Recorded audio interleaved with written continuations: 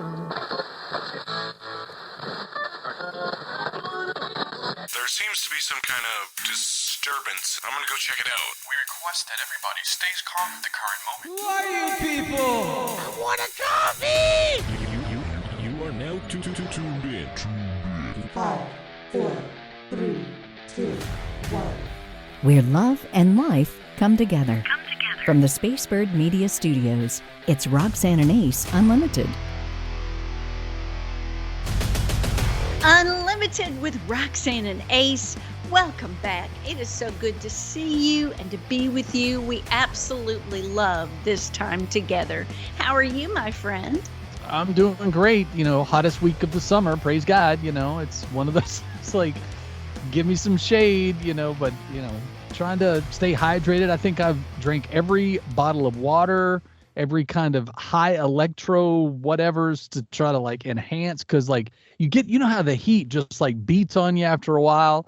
And then you're just like, I haven't done anything but walk to the car. And I feel the devil punched me in the face with this heat wave. So just trying to stay hydrated. So we're excited to be back with you as we start a new weekend. And of course, hopefully you're staying cooled out.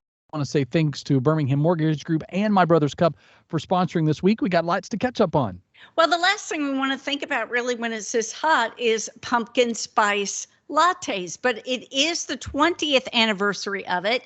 Coming back to Starbucks, they introduce it earlier every year because people absolutely love it. And the drink's co-creator, Peter Dukes, is very proud that he was in the room where it happened, because what he says it sparked is now entire aisles of the grocery store with everything pumpkin spice.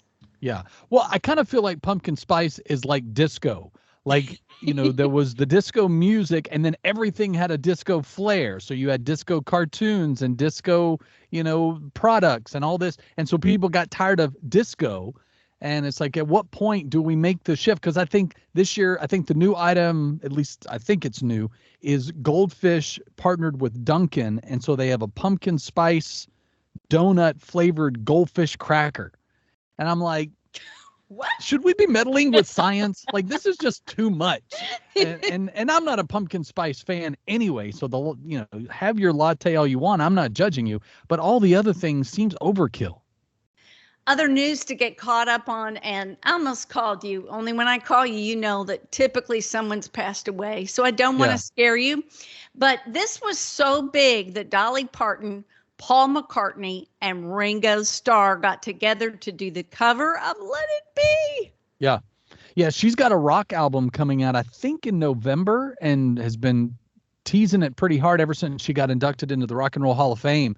And I think the album covers her on a motorcycle or something, but she's all in leather. So watch out, guys, be careful. But in that, it's allowing her to collaborate with some rock legends.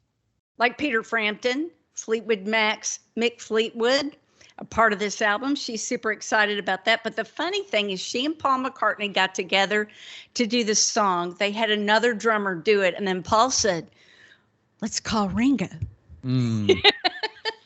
And you have to think, Dolly's gotten a chance to do a lot of things, and Dolly's a big name in her own right, don't get me wrong. But you would have to think she would have a little freak out moment, whoa, Ringo? Bring it, in the most Southern way, Truvy way of, bring it, sweetie. Well, I had to ask you, though, speaking of calling, because normally I don't let social trends work me up, but this one got to me this week. Have you seen the trend where parents are doing a cooking video and they have to crack an egg, and so they crack it on their kid's forehead to see their reaction? And I gotta say, I'm over the top mad at parents. I'm saying it in the most Jesus way I can because that's how mad I am about it. The idea of that you would just inflict pain onto your child and then laugh. I don't get that. And then today I saw a video, kind of a redemptive 360, where a lady had said, we're supposed to, as parents, provide safety and loving, moments with our children. And then we go and, up against the head with, or to even let them do it to you, that just creates hey, it's okay to laugh at other people's expense. So many things about that. just I would never do that to my children. I mean, and I wouldn't let them do it to me and get away with it. Well, and yet they could get eggshell in their eyes. It's super messy. That's the reason I wouldn't want to do it. It's messy. I mean, have you ever been hit by an egg? I was pelted by one in high school for like a marching band ritual, like, hey, freshman hit, and they're throwing eggs, you're trying to dodge, and it hit me like square right here on the bridge of my nose, and it hurt.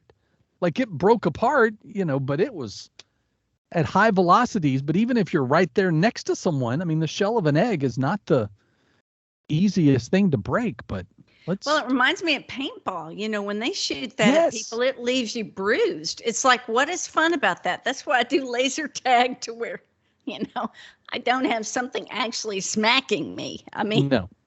When your kid, when they hit their teen years and they're like, you remember that time you hit me with the egg? What, I'm taking the car keys, whatever. Yeah. I mean, it's going to come back to get you. Just leave it where it is. The payback is going to be ugly on that. Be nice. So we need to pray without ceasing, obviously. What does it mean? Paul telling the church in 1 Thessalonians to pray without ceasing. How do we do that when our day is full of appointments and meetings and kids and chauffeuring people places and shopping and doing a second job and taking care of parents and everything that we do? How do we pray without ceasing? Well, Christianity is a bit different from other religions. It's not necessarily praying at a certain time of day, and it's not necessarily making a request. It's more about communing with God.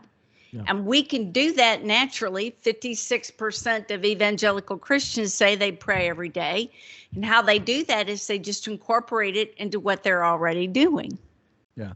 The thing that I love too, and once you start to see it this way, it changes everything in your prayer life. So hopefully it did for me anyway. Maybe it took me a while to get there, but I believe that all of our thoughts and out loud conversations, whether it's directly to God or not, he hears all of it, right?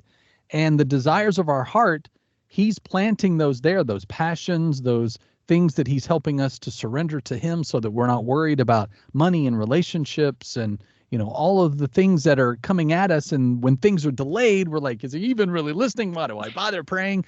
But it's all a life lesson. It's all taking us on the journey as we become more reliant on him. So, to even say, man, I really would like to, and then fill in the blank. God hears that. That is as much of a prayer. Just because you didn't say, dear Lord, and amen on the end caps does not mean that he didn't hear you. And what's to say that the reason that you want that fill in the blank is because he placed it on your heart. So you are trusting that, yeah, it'd be great if I could. And then opportunity arises. And then when people go, man, how did you get that? You go, had to be the Lord, because I didn't pursue it, or I didn't do anything other than just wish it and hope for it. And, and I'm not one to believe in wishes and luck, shooting stars and stuff. That's not what I mean. But you really are what's the word I'm looking for? You're in a ongoing conversation with God from the time you get up in the morning to the time you go to bed. It's a matter of whether you're really aware of that he is in tune with all of what's inside of you. It all comes from God. It all belongs to him. I love that, knowing that every thought should originate with him. I mean, it really should. And when we have enemy thoughts, we need to use his word and be armed in that way to fight enemy thoughts. And how my prayer life changed was, I would just go on and on and on and never expect God to answer me. Mm-hmm. And he really wants to be in communication, I believe. And he might not answer right then, and the answer might be no. But to not expect him to ever answer us or grant a prayer or to say, yes, let's do that, is not a relationship to me. But also, too, in those moments when you weren't believing things would happen, the things that came in its place were far greater than you could even pray for, right? Yes. So that's what I love is that, and we've heard it from pastors and, read books about, you can't outgive God. You can't outdream God. Okay. It's great to have that as a banner, thank you, Bob Goff. We'll put that on the wall to remind us. But again, think about those moments, the things that didn't come to fruition, but the thing that replaced it that was grander than be okay in where you're praying, because he's going to trump that. He's going to totally exceed your expectations. Now, the thing that this is where I struggle, and I think a lot of us struggle, it's in the, well, this is not happening the way I thought it would. So it's clearly not, it's not going to happen. So then you get bummed or it gets delayed. I have that going on with my daughter right now. She's in the midst of trying to pass her state board for cosmetology, and she fell just a few points shy of the passing grade. And I was like, you know what? You can be bummed and depressed and know that it's not happening today, but in 2 days you can take it again and you'll get it and it'll still happen, but we think that it has to look a certain way and be dressed a certain way and smell a certain way, or it's not happening. And that's just not the way God works. Amen. And the way we need to work as parents is not to hover. That, apparently, according to research, is the worst thing we can do when we try to shepherd them from failure or pain, when we're over helping. And we've gotten so used to this that kids are getting to college, and really the stats are scary. They say hovering parents are a great deal of the cause of the following when kids are in college. 84% feel overwhelmed. 60% of college students say they're sad. 57% are lonely. 51% are overwhelmed. And 8% of today's college students have contemplated suicide. Wow. Yeah. And that breaks my heart, because I don't want to think about any of my kids being in those statistics at all. But the one thing I will say, and this comes from the way I was raised, whether it was a Gen X thing or just my household, is, my parents were great at saying, don't let anyone tell you that you can't do something, and always listen to God. And anytime when I look back on my life, on the places where either I failed or I let myself fall into bad choices, it's because I either let people tell me that I couldn't do something and go, yeah, okay, you're right, and didn't, and then delayed what God was calling me to, or I walked down a path that I had no business because I was like, oh, God would want me to have this, when I was wrong, completely wrong. And it's those two things that served me well, and I've tried to pass that on to my kids, because again, now that I have adult daughters plus 2 still at home, I can't teach my adult daughters anything anymore other than just be an ear. And so I don't lend advice. I ask them, so do you have a plan? What are you feeling that God's saying to you? She's like, and they both time and time again have said, well, you always said go where there's peace.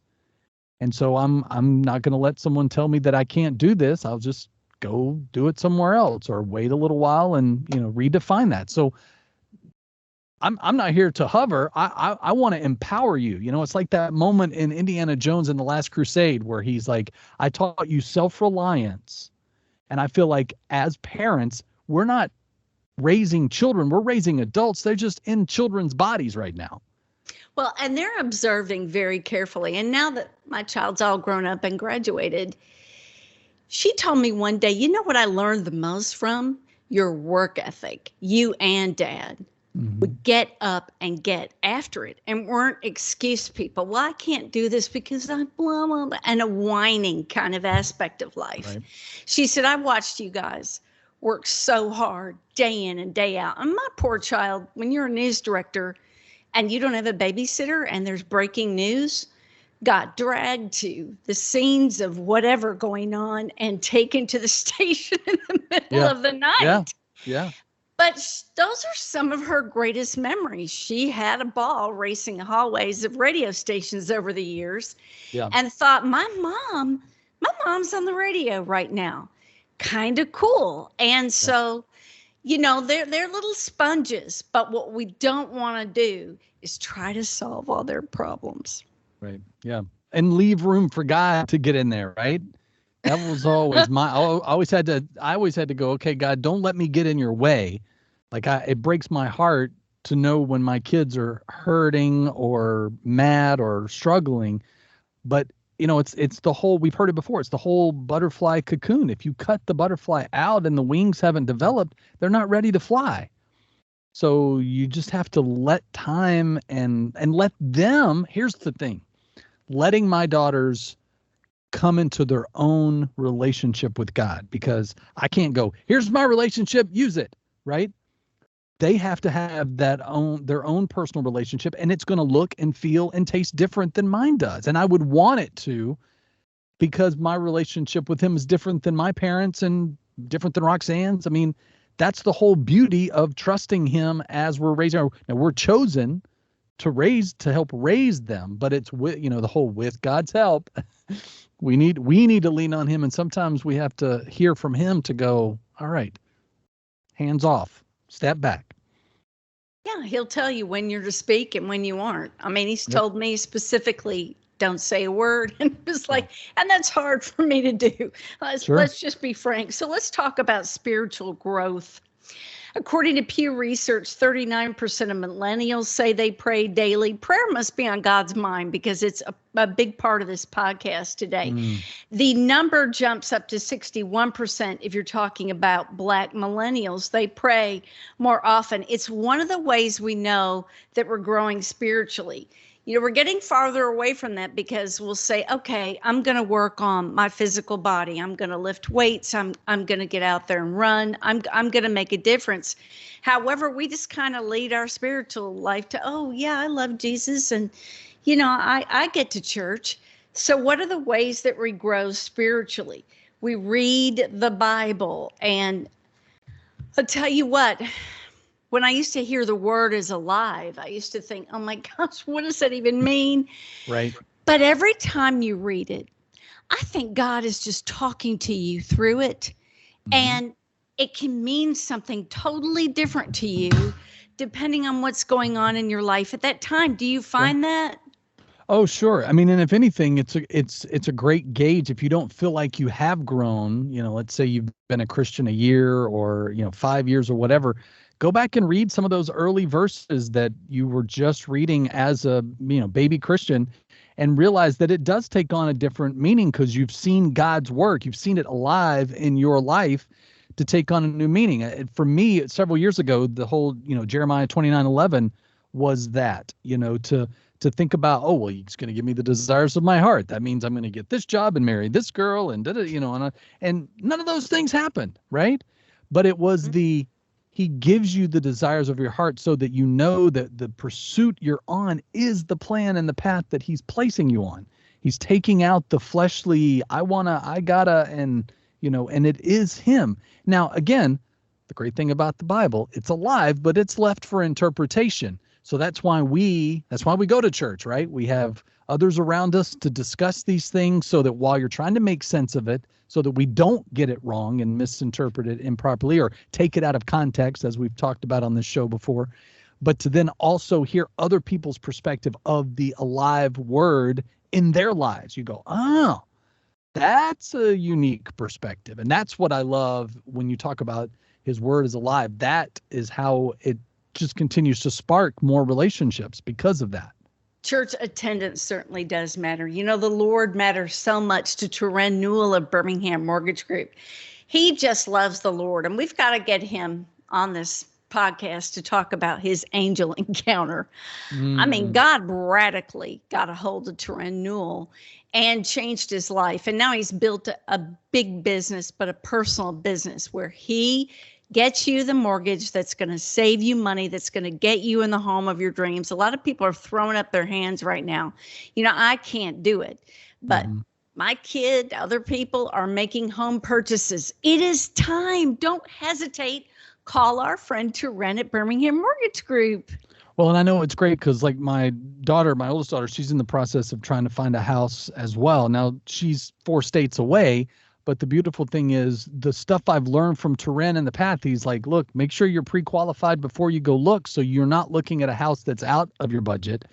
And then you can go, okay, this is a great starter home and it's, within my already pre-approved. And then you're not waiting on the bank or waiting on anything else to drop before you can get into the house that you really want on the corner. So let Terren help you out. He'll be happy to take care of you this week. 205-259-1656, 205-259-1656, or bhammortgage.com. Well, you and I both love Joaquin Phoenix. Got the Oscar for his role in Joker Nothing really compares. Yep. Was directed by Ridley Scott in Gladiator, and now he steps up. He plays Napoleon in the film coming up in November, and they say it's really incredible. And it isn't just big war scenes, but he had an epic true love in Josephine, and so that's worked into the movie as well. They say it's really a spectacle, that it's an epic filled with action. I just think he's a phenomenal actor. I'm excited to see it. Yeah, I mean, anything he's in, I'll watch. Pretty much since he played Johnny Cash, I'm in, right? I mean, I watched movies before, but he caught my attention with that role. And then, of course, the sequel to Joker is going to be coming out with Lady Gaga, and it's a musical, so we get to hear him sing again. So, hopefully it's slightly altered, because if behind the Joker makeup he sounds like Johnny Cash, that might throw me off a little bit. So we'll just hope for that in November. Yeah, if you haven't seen Walk the Line, it's one of my favorite films of all time. It's that wonderful. I need to watch it again. I've seen it many times. I just need to watch it again. It's that good. Alpaca weddings, they are the new thing.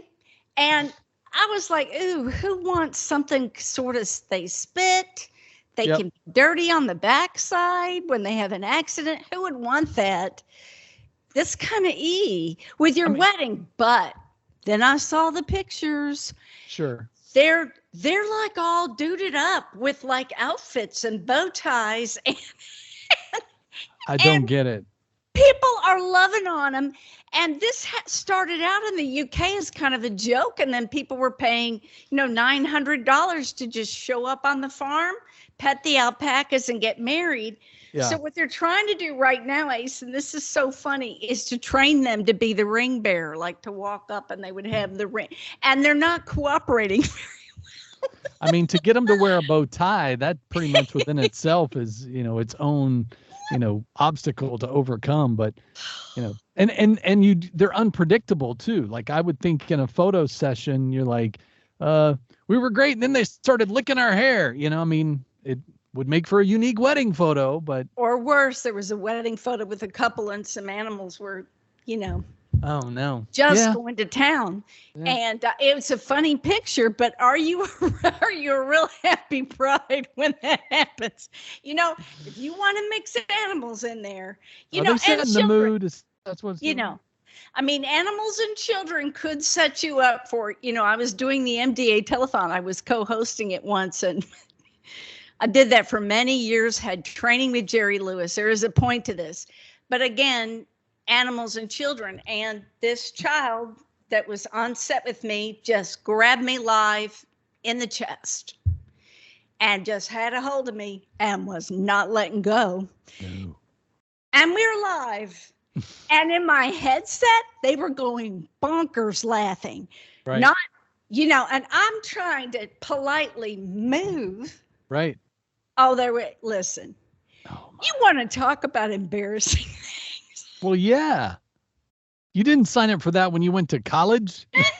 There's not a class to prepare you for being attacked during a live report. It should be an elective. Here's how you run from the falling building, or whatever it is. Oh. At least there's no blooper reel somewhere of Roxanne's. Well, someone probably does have it somewhere. I haven't seen it. Weird things like that kind of come out of nowhere, so we'll see. You never know. It's in those moments you need a Roxanne blend cup of coffee and just be like, okay, it's been a day. How do I get out of this? Just serve it up. And especially in this pumpkin spice season, I still believe the Roxanne season, it's all year. Oh, it's so good. It's pecan. It's a little bit of butterscotch. You think, oh, that combo. But everybody that tries it falls in love with it. And the biggest thing is it sends missionaries around the world. It has a purpose. And for those coffee lovers that already have everything, you've got somebody on your gift list. We're getting into that season, believe it or not. This would be a fabulous thing for you to order. They send it out quick. It's beautifully packaged. Go to mybrotherscup.com. Click on the Roxanne blend. You'll be glad you did. It's a great gift, or gift yourself. We're Roxanne and Ace Unlimited. So good to have you with us today. The gentleman that we're about to interview is just so phenomenal. Every time we're with him, we feel the presence of the Lord. He is the president of an organization called Dynamic that is always out helping the community. He's well educated, has a degree in business, and just said, wow, I'm called by God to pastor a church. We welcome from Mount Zion Worship Center in Talladega, the incredible Pastor Cortney Keith. Welcome. Hey, thank you. Thank you so much. So glad to be on. So, Courtney, I wanted to ask you guys, your church just recently went through a name change, removing mention of denomination. Tell us a little bit about that thought and prayer process, because a lot of churches seem to move in that direction. I'd like to know where you guys were and are. Yes, most definitely. The name still is Mount Zion, but I just removed the denomination part, which we were Baptist. I've been praying for it for years. I supposed to had already changed the name according to my prayer with God, but I was being disobedient and I kept putting it off. And so finally one night I was in prayer, and God said, "Are you going to do what I asked you to do, or are you going to still be hard-headed?" And I was like, "God, what do you? I think I'm doing everything that I could." And he was like, "No, I've asked you to take Baptist out of the name Mount Zion and just let it be a full course." So I went on and did. I bargained for the church, and we're gonna remove, because I don't want to be labeled. We don't want to be labeled anymore. We want to welcome Baptist, Pentecostal, whatever your denomination you say you are. We want to welcome everyone to have free course, free will. It was a process. A lot of some of the members was very upset about it. That's been there for years, and some of them that went with it. But as I stated, I got my orders from the Lord, and so I just had to obey Him and continue to listen to Him. So, and meanwhile, it's been a challenge, but thanks be unto God, He's been right there with me every step of the way. Well, I love your social media. You're always so raw. And one of the things you wrote was, I will always hold to my Baptist root and value it. Could you tell us more about that? Yes, I grew up under the Baptist denomination, born and raised in it. Actually, the church where I'm at pastor, I was born and raised there. I've gone to school to get the Baptist training, went to school to get the Baptist value of the teaching of it. The Baptist way, it'll always be dear to my heart. But it was just some things that I just couldn't keep that on the church name, because it labels one certain denominational people Baptist, and God has been sending different backgrounds to my church. He's been sending young people, more younger people. And so I had to learn that, if I just remain Baptist, that's the intent of me drawing only Baptist people. And I didn't want that. And I want to be accepting to everyone. And so, but my Baptist roots gonna always be there. I'm gonna always hold Baptist roots to my heart. Yes. Well, and Courtney, I know, a lot of people would even say, religion or certain denominations, when they hear it, right. there's a negative stigma, which I'm sure played a part into why God laid that on you. Speak to those who are maybe in that transitional or contemplation place, because, ultimately we are one body. And so when we're called to serve Him, it's all of us uniting, removing all denominations. Right. So speak to those who are right there that feel that, okay, how can we be one church? Right. I want to. Paul told the church in Corinth. He said that there be no more division. He said that we are perfectly joined together. That being in the same mind and the same judgment. So I want to encourage those who's going through this transition. First of all, pray to God about it. Never move on your own will. And my church knows that I never moved on my own will. I always consult God about it. That's number one. And number two, fast and pray. Scripture tells us some of these things only come by fasting and praying. So you got to get into a relationship. You got to get into a spirit with God to hear him, to hear what he's saying to the church, and be resilient of it, with it, go with it, and run with it. Just don't get in the hurt of God. Don't. My thing is, don't make it on your own will. Don't make it about you, but truly make it about what God has in store for you. Because if you pray to God, you fast to Him, He will give you direction. He will give you answers. So that's where I've got my motivation from: seeking God and praying to Him and hearing His voice during this transition. Some mega pastors have left particular organizations that put limits on women as pastors. Do you think that was maybe part of your decision-making process, or where do you stand with that? Well, I have, excuse me, we have 3 women ministers at my church, including my wife being one. The Baptists, some Baptists, and I can say this, because I've been a member of the Baptist traditional for years, of the Baptist denomination. They didn't believe in women preachers. But my thing is, there was women preachers and women. God used women all through the Bible. And if women can get in the church and they can pray and they can sing, why not get up and why not they can pastor or preach? So I totally, me personally, I don't see an issue with it. Some of my colleagues do have an issue with it, but do you look at the churches today, and I'm quite sure this all over America, there's more women in the church than there are men. So if the women were to lead the church, the women were to be silent in the church, we probably won't have any church. So we need women in our lives in the church as well. Well, yes, women are the backbone of the church, I believe. Yes, most definitely. Well, and as based on being from the pulpit, going through the changes and transformations, what's God really been laying on your heart as you challenge men? Because I know for me, I've always loved that about our friendship and about your social media posts and sermons and things, that challenge for us as men to either encourage us or to challenge us of what we need to be doing that maybe we're missing the mark in our faith.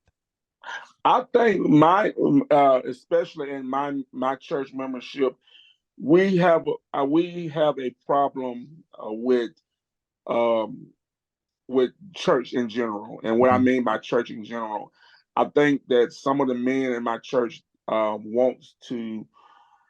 only there because of tradition. They're only there because, not all, they're only there because their wife making them come. So my thing is, I challenge my men to have your own personal relationship with God. To not just come because you feel a need to come, you feel the urge that somebody's making you come, but come and when you come expecting to get something out of the service. Come expecting to hear from God. Come expecting, don't just come and just sit. Because men can just come and sit and they were like, well, I'm gonna come and make my wife happy. That's why I'm coming to church. No, come for you. Come in the church and try to hear what God is saying. Open up your heart to Him, and that's what my encouragement to men. Open up our hearts to God. Let Him come in our hearts. And because I see a lot of men in church today, they so drawed up, they so stiffed up. They like, well, I guess it's gonna be another day, Sunday. I'm here. Let's get this over with. And I see it a lot every Sunday. Just to make their spouses happy. So my thing and my encouragement to them, have that personal relationship with God. Walk with Him yourself, and you'll see changes in your life if you open up your hearts to Him and let Him come in. Cortney, what do you love the most about leading a church? I love my people. I love loving the people. I have a heart for people. I'm a people person. I saw a post on social media the other day. Who goes in the community and speak to the whole community, walking in the community and speak to the whole community, and that would be me, because I love God's people, and that's why I get joy out of loving God's people and helping God's people the most. Where would you say over the last year that as you've challenged or even prepared your messages for your congregation, you saw God in a different light or a perspective that helped your own personal journey? Yes, that's a good question. I've God actually showed up one Sunday. I preached a sermon, no more backbiters. I talked about how people have backbiting on you. That talked about how people will low rate you and this and that. Well, God showed me this person who had an alt towards me and who did not like me. Well, person showed up that Sunday. And I'm thinking, what in the world is this person doing? That's one thing in my mind. And the guy, gentleman, come up and he apologized. We ran our differences out because during God, that he was a walking sermon, and I saw clarification like, God, this is amazing because we couldn't stand each other. We hated each matter of fact, we hated each other. So I mean, you come in and visit him like, oh my God. But God worked it out, and now we keep in touch. We're good friends. So God can, even though I'm a pastor and a preacher, there's still, parts that, I dislike people, I dislike situations. So God worked on me. Even in that moment, he worked on me like, look, I'm going to show you that there's time to quit worrying about those that who have all, I can make this right. I can fix it. I can go move forward. You can move forward because it's a hindrance, Yeah. And so the weight been lifted, the weight was lifted, and we moved on. We had our, we buddies now. So thanks be to God for that. He must have flipped out. He decides to come to church that day, and God Yes. was dealing just with him. Yeah, he said God had been working with him with me about me. So, and I had no, and same thing. God was working with me, so it played out a great part. Great part. That's awesome. Cortney Keith has been our guest, as we, of course, are always challenged by you, man. What's the best way that people can get in touch and stay in touch with you? They can reach me on my social media, Facebook platform, Cortney Keith, and they can, my phone number, 256-368-3405. Also, they can reach me up on the Dynamic, which is the organization ran by my brother, my big brother, my best friend, Patrick Washington. I'm the president of his organization, which is doing such an amazing things. He's feeding the community, over thousands of people. So if you need, I'm gonna say this, and I know time probably has been fair, but there's a lot of people that need food and clothing and all that that's dealing with homeless. Pastor Washington has an organization building in Gaston, Alabama. If you know anybody around that area that needs food, that needs free clothing, he does it every Wednesday. So you can get in touch with me, and we'll be glad to assist you in that area of your life. Cortney, thank you for the blessing that you are to the kingdom of God, Thank you. for Yes. the friendship that we'll have forever. And just, it's such a treat getting to see you, and say Liz, hi to your family for I us. sure And God will. bless you. I love y'all. Thank y'all so much. Thanks for having me on. That's right. And maybe at some point you'll have a robot waiter to actually bring you a cup of Roxanne blend. But I love that this is a little bit of a trend, not to take waiters and waitresses and take jobs away from them, but there is a little Star Wars-y part of me that wants R2 to bring me a beverage. Well, there's a robot named Plato. This is outside of Oregon in a small town. And the reason they got the robot is they're having trouble finding wait staff in a rural town where it takes a long time to drive there. And when they interview people, they even say, do you realize where we're located? So they had this cute little robot, 3.5 foot tall, and all he does is he brings the food to the table. You lift your food off. Now, there's a restaurant in Birmingham that had a little robot. I loved it. I don't know if people complain they put him up or what. I haven't seen him in a while. But I liked it. It was fun. But people are outraged. They're like, well, I need to pay less if a robot is serving me this, and this is not a human experience. And you're replacing people, and the owner has to say, no, I would love to hire wait staff. I can't find them. This is Plato, my guy.